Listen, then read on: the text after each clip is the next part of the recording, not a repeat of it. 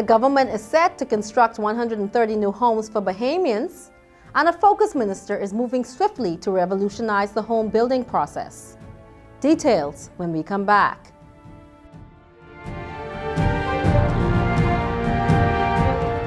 This is Lloyd and Lisa Jones. This is their beautiful home. Everything is in its place. This is their perfect yard. Everyone can see that they believe in clean, green, and pristine. Everyone but the man upstairs. It seems this couple dumps their garbage wherever they want to. So, what's the moral of the story? Don't litter! Keep the whole Bahamas clean, green, and pristine, not just your property, because he knows your dirty little secret.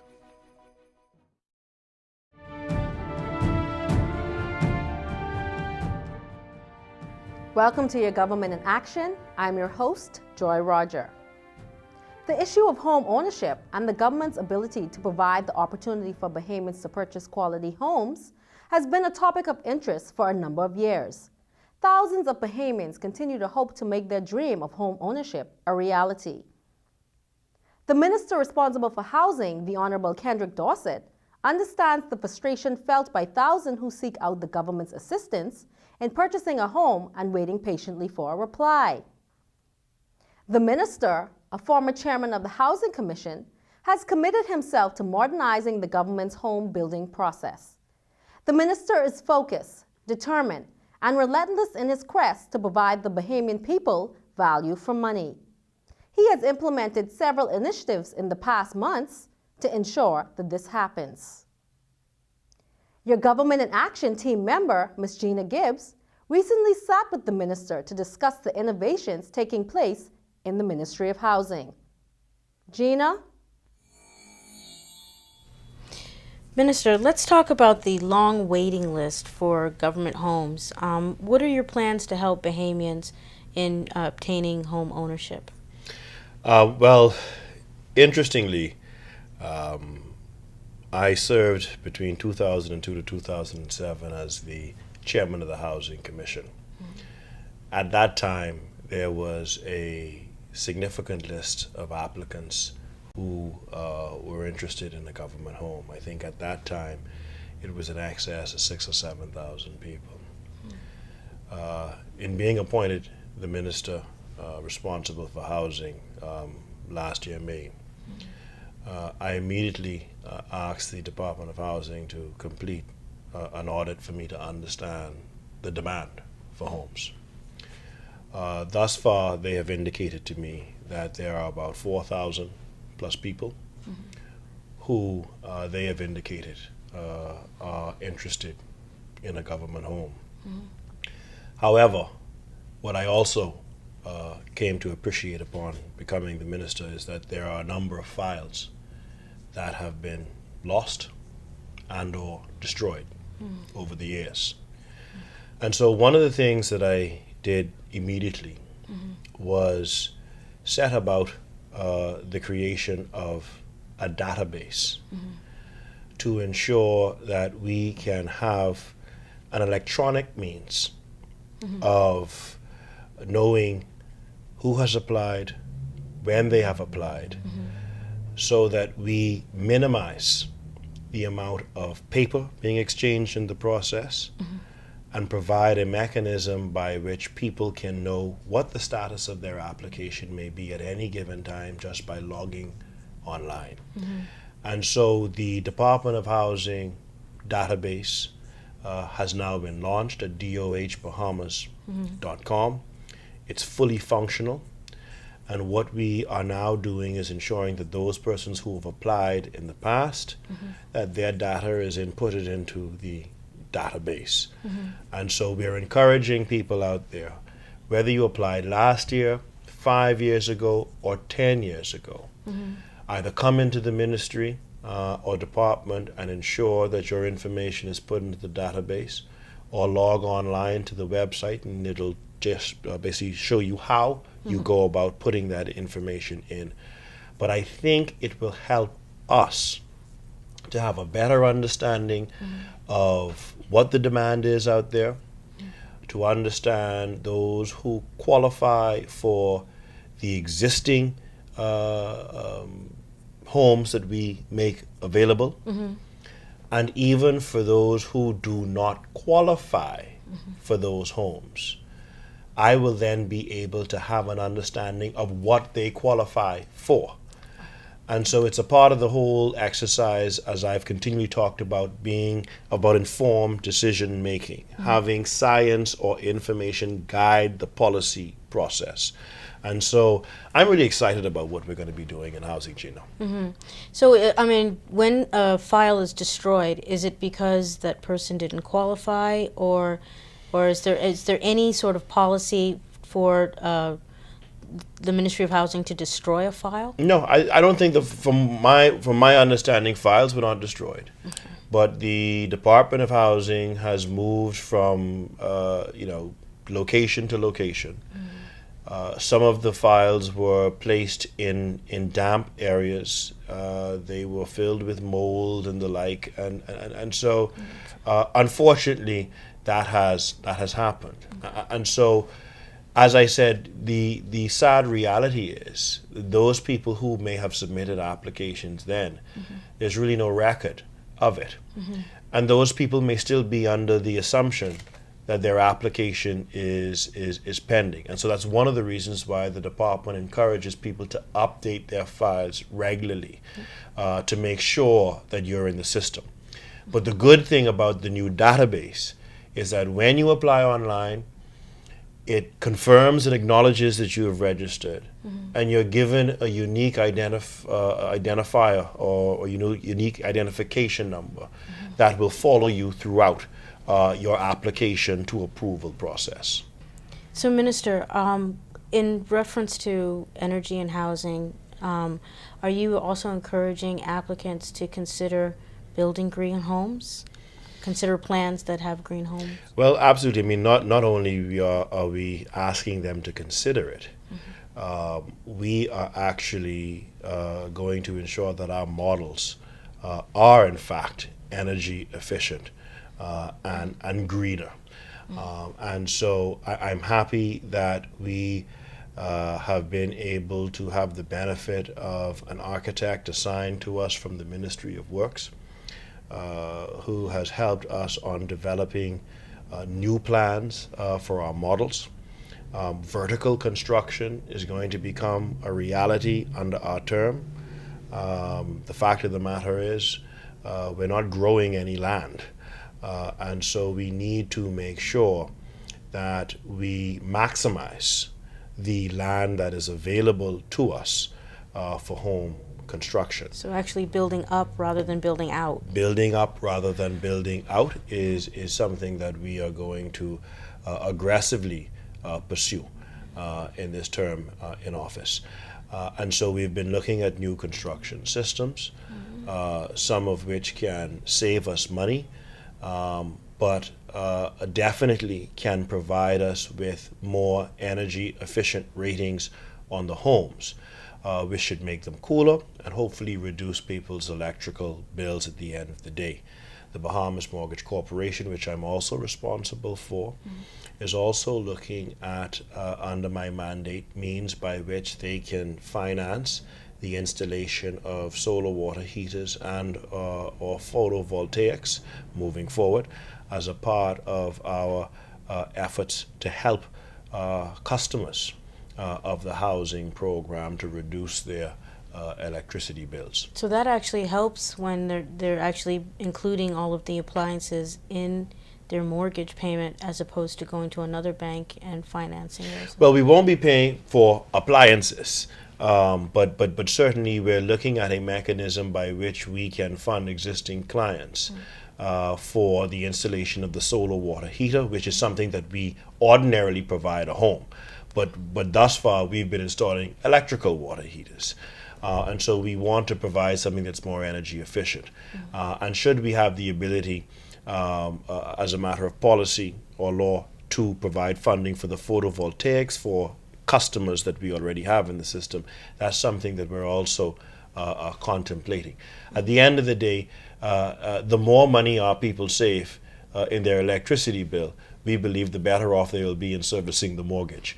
And so we want to do all that we can to help reduce the carbon footprint, but also make things a little easier for those persons who buy a home from us. Now, your existing customers that are now paying mortgages, and I guess that have had difficulty paying their mortgages, how are your policies helping the mortgage corporation collect its back debt? That Well, certainly I want to commend the staff at the Mortgage Corporation because they have really been doing a wonderful job. The delinquency rate has come down by 2 points, and I think there's still more room. But what they are doing is basically leaving the desk, going into the subdivisions and homes, and directly consulting and talking to those persons who find it challenging in meeting their mortgage payments currently, whether it's because they lost a job or otherwise. And so what we have found out is that, generally speaking, when we made the clarion call in the past, people were either afraid to come forward because they didn't understand what the consequences would be. And so the team has been more proactive in how they address it. And so we've really beefed up our debt collection and arrears division at BMC. And we are working with BMC borrowers as best as we can.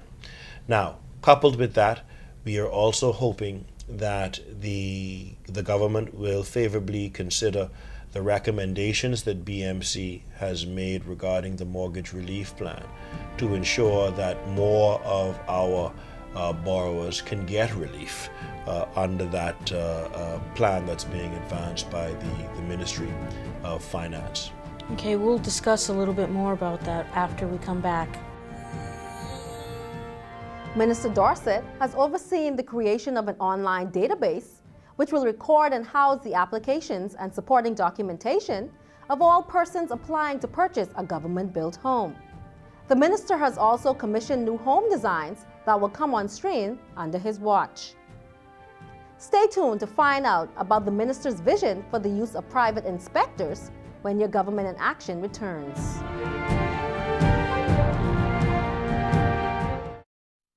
The Department of Environmental Health has a bone to pick with you. Do you know that if you leave bones on the beach, it attracts flies and even rats that spread disease?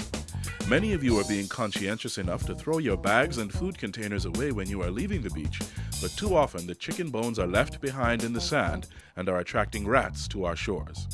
So when you're done eating, look around and make sure you take your bones with you, because we want our beaches to attract tourists, not rats. Let's keep the Bahamas clean, green, and pristine.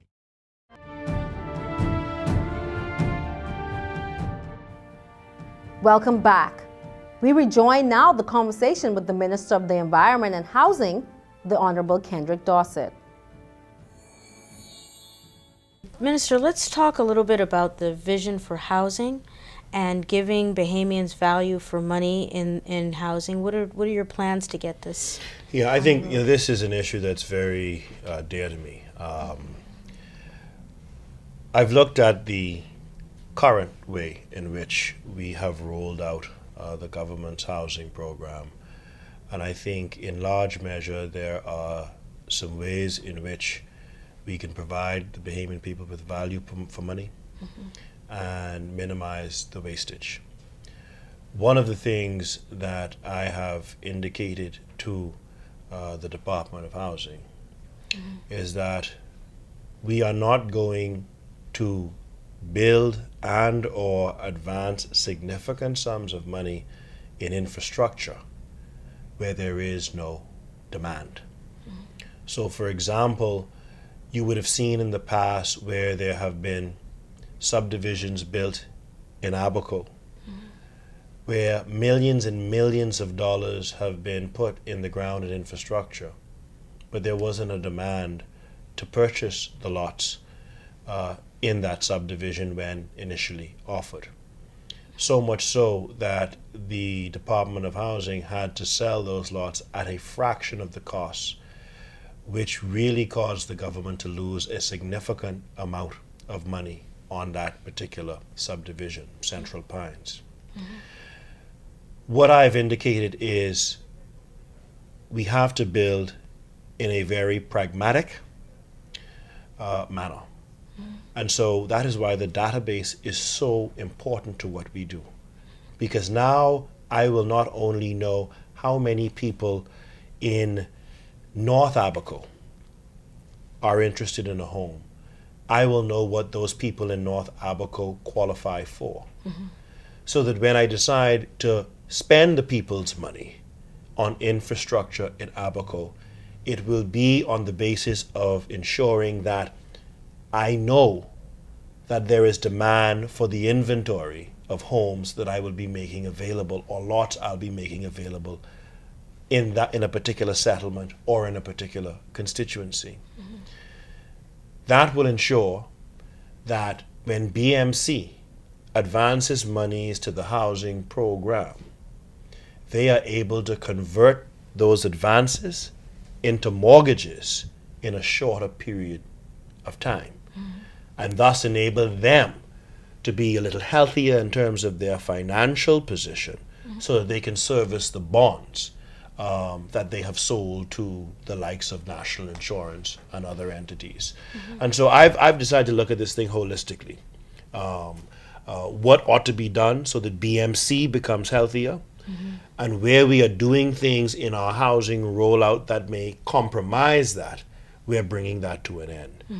Another major deficiency has been in the quality of construction.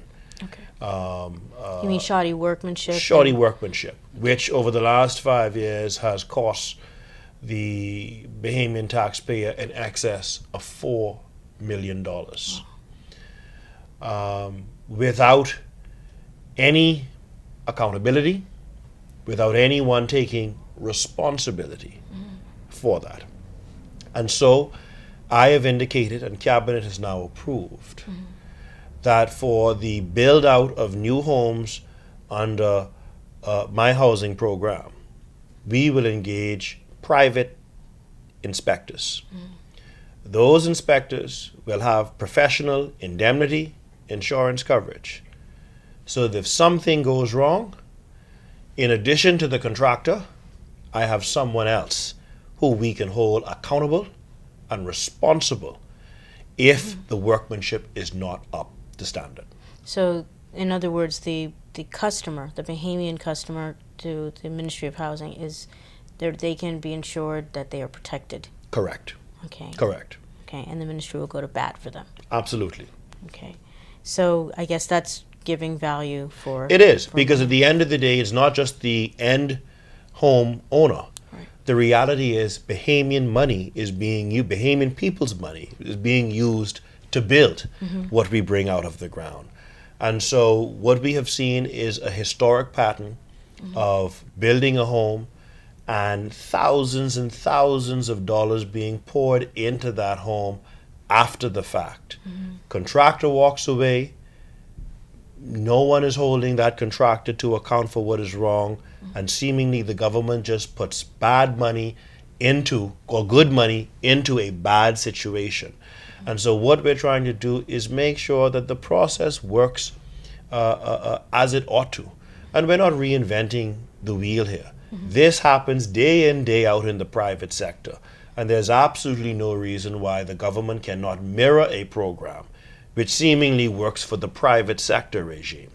And so all we're doing is ensuring that good practices are adhered to and followed in the government's housing program. Okay, I mean, one question I do want to ask, has the Ministry of Housing actually identified the contractors that have provided shoddy work and put them on notice? Well, certainly what we have done is I've asked the Department of Housing, and they have in certain instances, to conduct an assessment of all of those contractors who have built for us in recent times.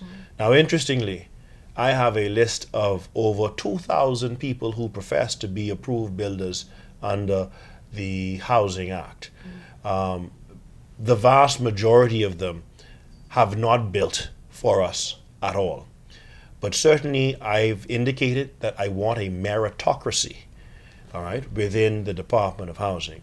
Those who build and build well will get multiple homes to construct. Those who do not build well and provide shoddy workmanship, they will be made to account. I will pursue you in the courts if necessary, together with the Attorney General's office, but the slackness that existed before cannot continue and won't under my watch. I'm sure that's assuring for the Bahamian customer and for the BMC that the Ministry of Housing is going to make sure to protect the investment. We have to. We have to. So now we're going to switch to another topic. We're going to talk about the $10 million agreement between National Insurance and the Ministry of Finance to fund housing building. What kind of home do you plan to build, and where do you plan to build them? Well, let me firstly say that what has been established between NIB, Finance, and BMC and Housing is also historic. Because one of the things that concerned me most, having regard to the fact that out of the 40 or 50 million in bonds that have been purchased from BMC, I think that may be the correct figure. I know about 105 or 110 of it was purchased by NIB. So there's no doubt that NIB is a significant contributor to the government's housing program. And so for me, I wanted to make sure that when it comes to the financial obligations of BMC, when it comes to the expenditure of BMC, to ensure that there's a level of transparency and proper management, we have some of these other agencies partner with us, all right, to be a part of the overall project management of the government's housing scheme. So NIB understands that what it provides to us, it's not just writing a check and you walk away. You provide the funding under this loan regime and you know exactly where the money is spent and how it is being spent, which I am sure bodes well for their board of directors to have an understanding of how their investments are working for them. And so similarly with finance, we did not want them to be out of the loop. And so I thought that this would be simply good corporate governance. It creates a partnership which I think will benefit the housing program in the long run, because by understanding how the money is being spent and arguably being a part of the decision-making process, I think you'll feel a little better at giving me more money in the long run, which is what I'm hoping for. But I think that was very important. Now, the $10 million that is being provided by NIB is a first step to get the government's housing program initiated. We will build approximately 130 homes from the $10 million facility that is being provided.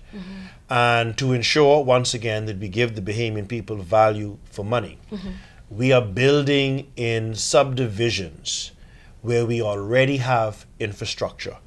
So, in other words, we're not going to be using any of the $10 million where we can avoid it on infrastructural costs. That $10 million will go toward home construction in areas where once the home is completed, the infrastructure is there for you to tie in, and we can convert those into mortgages and keys right away.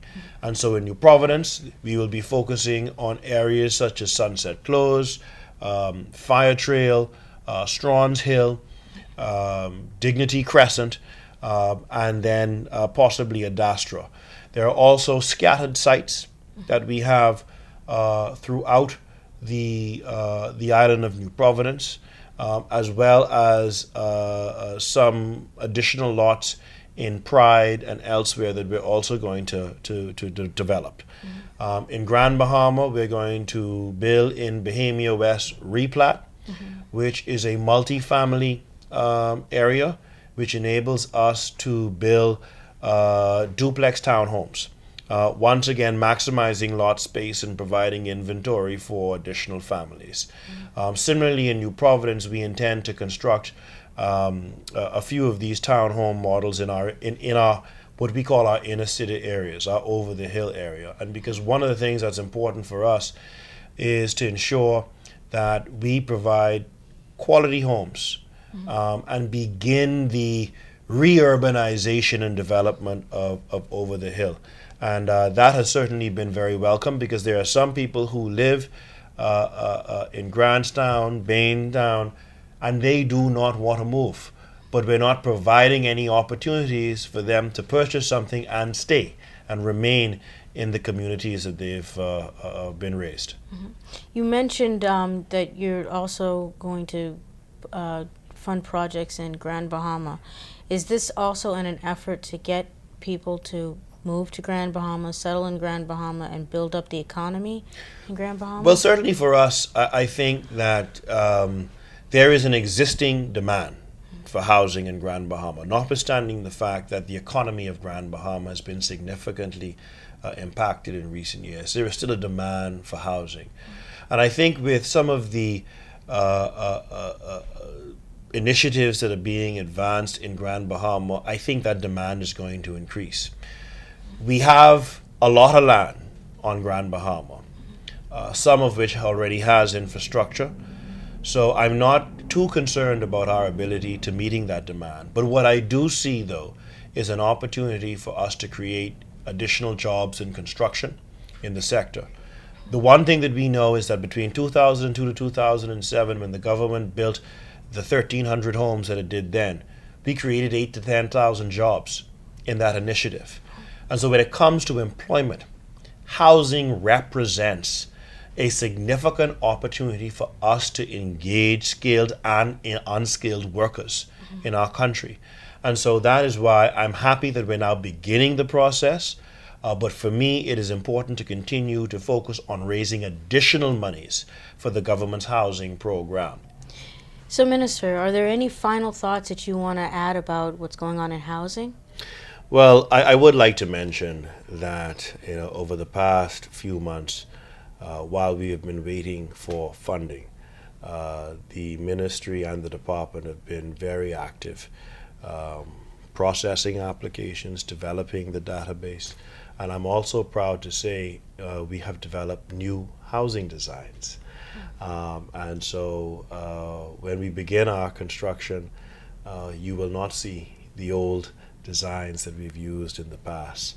And I think the public are going to be quite pleased with the models that we're going to launch in the next few weeks.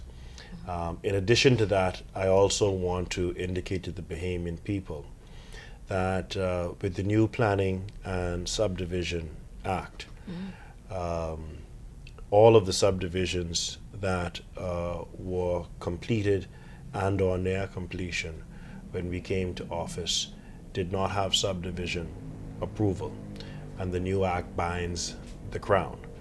And so there are a lot of people out there who have not received conveyances, even though they're in homes. And that is only because I had to wait for final subdivision approval to be granted. I had to apply for them because no one did it before. But we applied for them, and now the approvals are being issued by the Ministry of Works. So legally, I can now execute the conveyances and complete the process. And so I guess that's one challenge that people have. You have a real estate lawyer who is now the Minister of Housing, and so I believe in doing things the right way. And so that's exactly what we're doing. Focused, determined, and relentless, Bahamian home ownership is definitely foremost on this minister's agenda. Tune in to an upcoming episode of Your Government in Action to hear the minister's initiatives already underway and the vision of things to come in the Ministry of the Environment. That is all for this week. Join us in the next edition of Your Government in Action as we continue to follow what this administration is doing to develop a more prosperous Bahamas.